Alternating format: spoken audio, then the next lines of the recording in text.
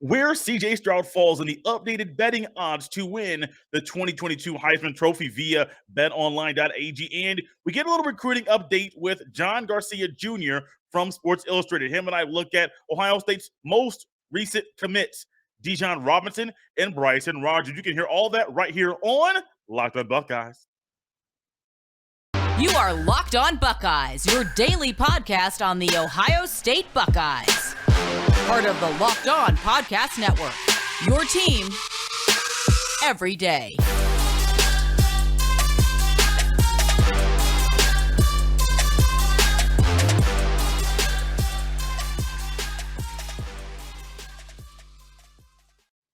What is up, Buckeye fans? Welcome back to another episode of Locked on Buckeyes, part of Locked On Podcast Network. I'm your host, Jay Stevens, also the host of the Jay Stevens Podcast. It is Thursday, April 21st in the year 2022, and today's episode is brought to you by BetOnline. BetOnline has you covered this season with more props, odds, and lines than ever before. BetOnline, where the game starts. I would also like to thank you for making Locked on Buckeyes your first listen or first watch of every single day. Spring games are almost over. There are more spring games this weekend. It's actually a spring game tonight in the Big Ten. Big Ten Network has a game today, tomorrow, and on Saturday. Notre Dame spring game is this coming Saturday. If you want to get an early look at Notre Dame, the Fighting Irish, Ohio State's Week 1 opponents in the upcoming season. And with spring games almost over, numerous sports books are going to update their betting odds about who they believe is the betting favorite to win the 2022 Heisman Trophy. Those of you that follow me on Twitter, you guys will see that periodically I will tweet out an updated betting odds to win the Heisman Trophy and the College Football Playoff National Championship in the upcoming season. Well, I checked betonline.ag before hitting record on this year's podcast, and lo and behold, number one, the betting favorite to win the Heisman Trophy is not Bryce Young from Alabama, but it is CJ Stroud, quarterback from the Ohio State University. 10 through 1, there'll be some recognizable names. One name that I don't see, that I had seen quite a bit towards the top of this list, is Quinn Ewers. It never made any sense to me why you would say he's a betting favorite now when you have no idea what he's going to do on the field, especially projecting that from what you have seen previously from him. That didn't make any sense to me. But 10 through 1, a lot of these names you'll recognize. Some of them you will not. But there are not only just one Buckeye in the top 10, there are two. Number 10, betting favorite via betonline.ag to win the upcoming Heisman Trophy. Dijon Johnson from Texas, a running back, probably the best running back in the country. DJ Uiagalelei, quarterback from Clemson. Number 9, number 8, Anthony Richardson from Florida. And I still don't know if he's going to win the job. I think Jack Miller is going to push Anthony Richardson to win that starting role there for the Gators. Number 6, you'll like this one, Jackson Smith-Njigba, wide receiver from your Ohio State Buckeyes. Number 5, Jackson Dart, quarterback from Ole Miss, former USC quarterback. Number 4, Jahmyr Gibbs, running back from Georgia Tech.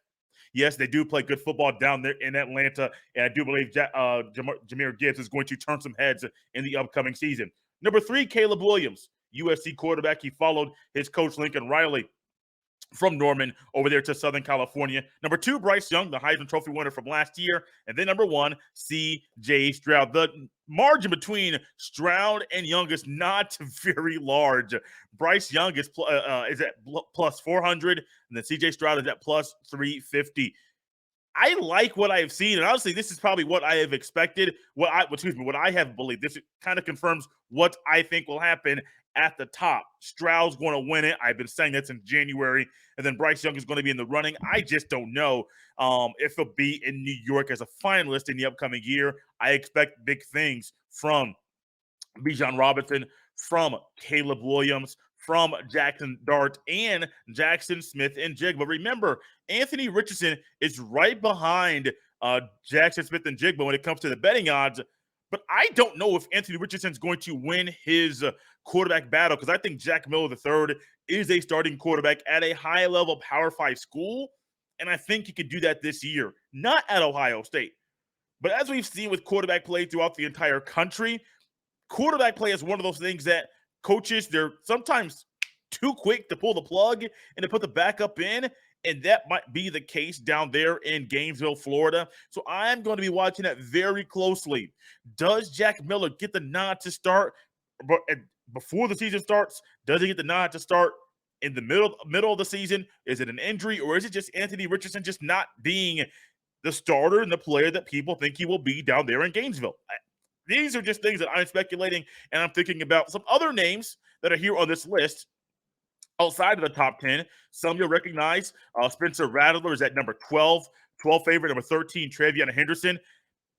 Number 14, Will Anderson Jr. I still think Will Anderson will be in New York here very, very soon in the upcoming season. He had a phenomenal year last year, and I still think he has good football left in him down there in Tuscaloosa. JT Daniels at plus 4,000. Hendon Hooker at plus 4,000. Braylon Allen, running back from Wisconsin, at plus 5,000. I believe, and I said it before, I think I said it earlier this week, Braylon Allen and Travion Henderson will compete to be the best running back in the Big Ten football conference this upcoming season. And I still think Braylon Allen and Travion Henderson will be two of the better running backs in the country. I can't lean one way or another. Yes, I know the symbol on the hat that I'm wearing today, but that does not mean I'm going to be a homer. Braylon Allen's a good football player, man.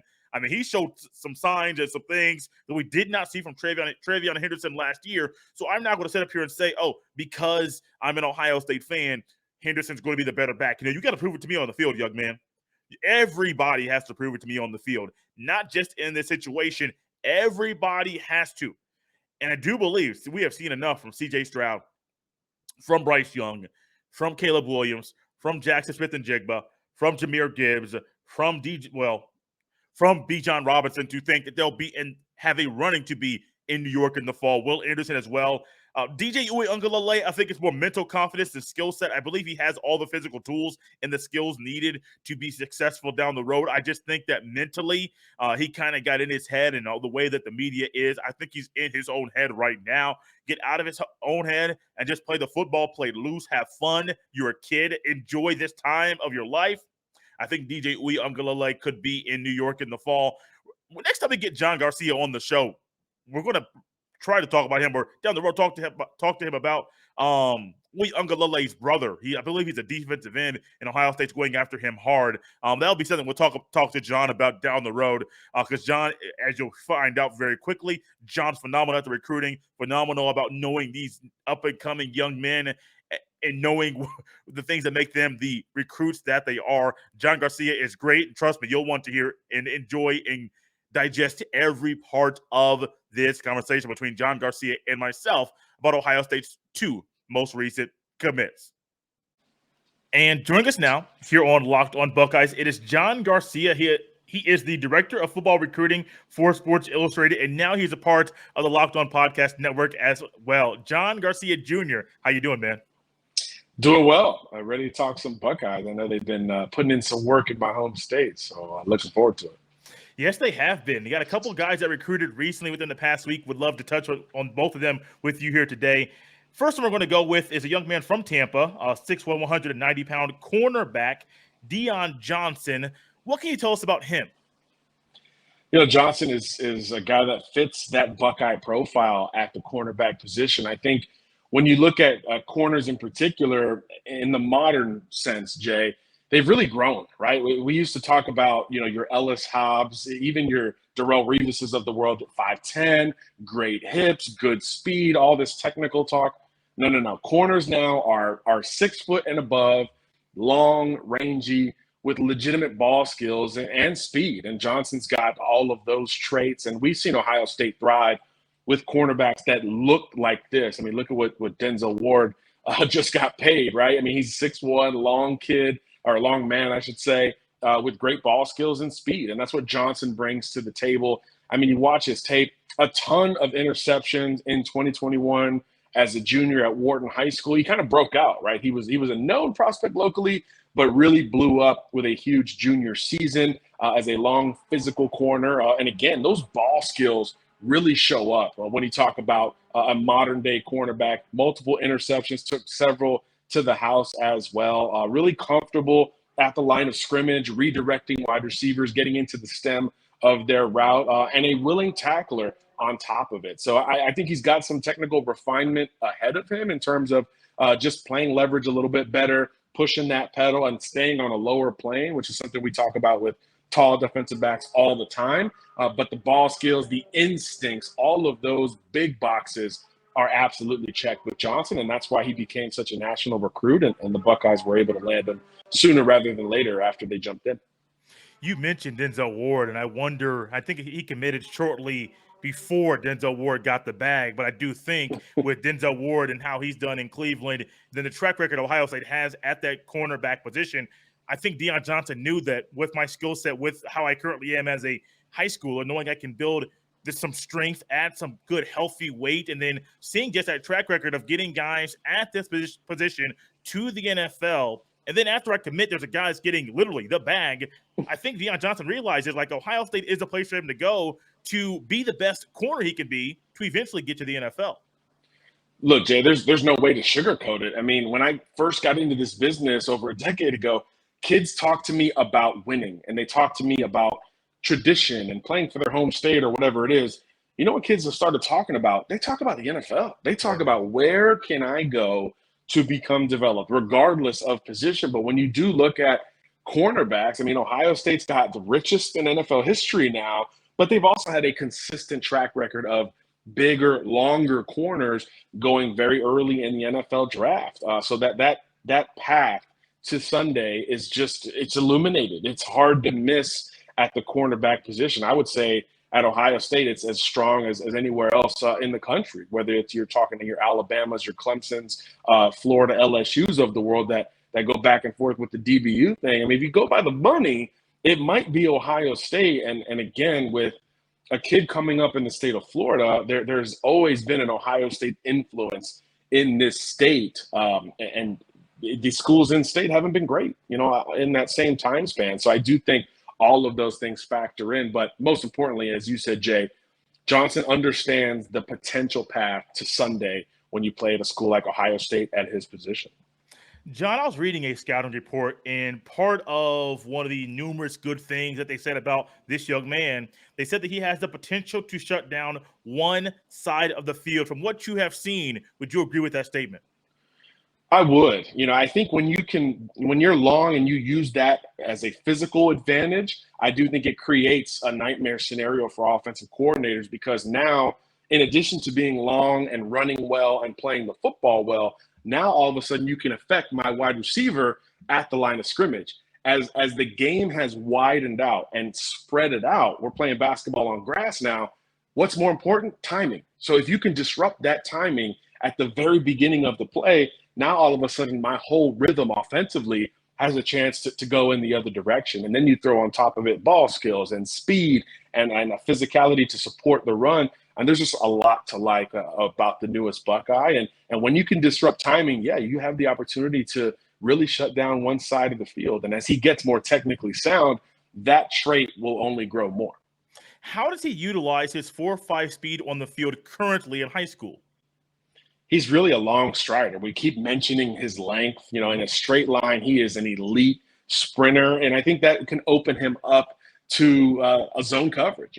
This kid is really familiar and instinctive in the zone drops. And I think his speed allows him to take a little bit more risks. And again, when you're talking about a physical corner who's got good ball skills, you want him to have that right feel and know when to go and take those risks. So when you can run on top of all of that, it just widens your margin for error and allows you to play more freely, which is really hard to do in this day and age for defensive backs. I mean, any DB you look at, they're complaining one way or the other about how the game has changed and how it favors offense more now than it ever has in terms of penalties and what you can and can't do. So if you can play a little bit more freely, I think you have more opportunities to make plays. And Johnson's got the body and the athleticism to play freely at the cornerback position, which is not something we say every day. What kind of competition is he dealing with down there in Tampa? Excellent competition. Wharton is right in the heart of Tampa. You're playing multiple state champions or state qualifiers every single year. Schools like Tampa Jesuit, Tampa Bay Tech, Armwood. I mean, schools that have produced a ton of college and even NFL players on a relatively consistent basis. I think that Tampa competitive nature and atmosphere has become one of the most coveted areas to cover in the state of Florida, and particularly with defensive prospects, given the athletes you get in the Sunshine State. That's where we've seen a lot of opportunities pick up, and that conference, that area that he plays in is one of the best in the state, which in turn means it's one of the best in the country because of the football prowess in the state of Florida. We are here with John Garcia Jr. He is the director of football recruiting for Sports Illustrated. And now, like I mentioned about 7-8 minutes ago, part of the Locked On Podcast Network. John, not only was there Dion Johnson, a part that committed recently, but also there's Bryson Rogers, 6'2", 170-pound young man, wide receiver. What do you like about him?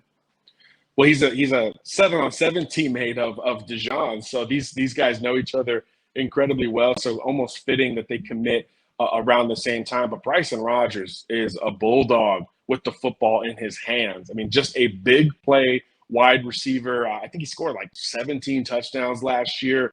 And if you watch his tape, Jay, it's from catching them short, running long. It's intermediate where he's breaking a couple tackles and then outrunning anybody or everybody. And then you've got samples where he's just beating everybody deep before the football ever arrives. So he's got a lot of complete wide receiver traits. And that's another thing that's really hard to find, because usually you can kind of label a wide receiver, right? Hey, this is a slot who's really quick and really good into his routes, or this is an outside guy who's bigger, a little bit, more of a possession type of guy, occasionally can challenge the third level. Bryson could do all three of those things. I mean, when you're looking at Ohio State, Alabama, and Georgia, from a wide receiver perspective, you can absolutely play anywhere. So Ohio State really did a good job lately surging in this recruitment, because early on we were hearing a lot of SEC vibes with Bryson. So once he got up to Columbus and obviously saw, you talk about track record on defense, how about this receiver track record at Ohio State? I mean, these are the two positions where OSU can kind of just go wherever, right, and pluck talent. Brian Hartline is arguably the best position-specific receiver coach in the country, and the production there has been better than anyone. And I think, again, really hard to ignore that no matter where you're from. But again, in Florida, there's a lot of Ohio State presence because of the pipeline that the state has been to the Buckeyes really over the last 10 years plus. But in terms of wide receiver skill set, Bryson can do basically everything. He's got great size, he's got great speed, he's instinctive, and he can put together some route combinations. So I think he's more of a complete wide receiver as opposed to one of these guys that we label and put into a box. John, you think about that being a complete wide receiver, and I've seen Brian Hartline not just transform the players at Ohio State from freshman to sophomore to junior and even to senior year, but he's also transformed the type of player, not just a guy that can be an outside X or a Z, not just a guy that can be a slot, but he wants you primarily to be someone that can play all over the field. If I need you in the slot, great. If I need you outside, great. Whatever the team needs you to be at, great. We saw Garrett Wilson go from the slot to the outside. It seemed like he didn't really miss a beat. And from what I'm hearing from you, I haven't really watched much tape on him at all, but it seems like Bryson Rogers can kind of be that guy that can be kind of a Swiss Army knife, little inside, little outside. Whatever Brian Hartline needs him to do, this young man can do it. Yeah, you kind of get lulled to sleep a little bit when you're watching Bryson's tape, because he just continues to run away from Florida defensive backs. We just talked about, with Johnson, the type of talent in the Tampa area. If you're running away from those guys, you're running away from FBS players, scholarship players on a relatively consistent basis. It's quite alarming. And the school he plays for, Wiregrass Ranch, it was kind of all about Bryson Rogers and his quarterback, Rocco Becht, who signed with Iowa State. Mm-hmm. Everybody in the building knew, hey, they're going to throw the ball, and when they do throw the ball, it's going to be to Bryson. So for him to have such volume and high-scoring outputs while being the focal point of his entire school's offense also says a lot, because of the talent that they face week in and week out. But yeah, I think he can line up inside, outside. He already has experience doing both. I think he's a developing route runner. I think he's got explosive traits, and he's shown signs of beginning to put it together as a route runner in terms of setting up a defender, winning leverage, and going from there. But as he polishes up as a senior, and certainly when he gets to OSU and works with Hartline every day, I think he can develop, and he has those quick twitch fibers to develop into a legitimate route runner, which is, of course, what really separates the explosive receivers from the great receivers like your Chris Olaves of the world who put it all together at the collegiate level. So I think Bryson Rogers fits right into what OSU's done at that position. And just like at corner, that is saying a whole lot.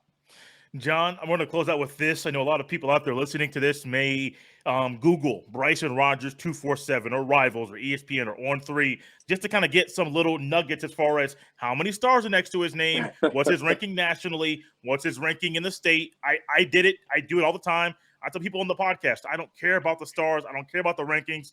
Let the film do the talking for me. But for those people out there that put a lot of weight into the stars, this young man has 3 stars. But it sounds like he's going to be a good fit at Ohio State based off his skill set. To the person out there that might say he only has 3 stars, I don't want him, what would you say to them? Well, I think Chris Olave was probably a 3-star coming in as well. But look, I'm a veteran of the recruiting industry. I've worked for half of the sites that you just mentioned. Not a whole lot of people live in Tampa. He's not a kid who's been seen. Wiregrass Ranch isn't as no-brainer, hit on the head Tampa as Tampa Wharton is, where Johnson is from. So it's a little bit more out of the way. He doesn't do a ton of 7-on-7. He does some. Not a big camp guy either. He moved down from another state before last season. So he's a kid that I believe has gotten lost in the shuffle to a degree when it comes to some of these recruiting outlets. And sometimes it's nobody's fault. But obviously, again, if you're a wide receiver and you're picking between Ohio State and Alabama and Georgia, I mean, you're talking playoff teams that have thrived at that position, particularly OSU and Bama. Those are probably the top 2 in the country right there. When you're picking between those 2 programs at that position, you can absolutely play. And let's just say I don't believe that 3 stars will be his ceiling when it comes to those outlets. Everybody plays a little bit of catch up. Let's remember, it's April. These kids got, 6 months before they sign a letter of intent or even more in some cases. So everything will catch up. Don't worry about what it looks like now. Worry about what it looks like come December, where I think it'll be justified. John, this was a lot of fun. First time here on the podcast. We're looking forward to having you back on. Thanks for coming on Locked on Buckeyes and giving us some great insight to Dijon Robinson and Bryson Rogers. I really appreciate it. Anytime, Jay. Thanks for having me.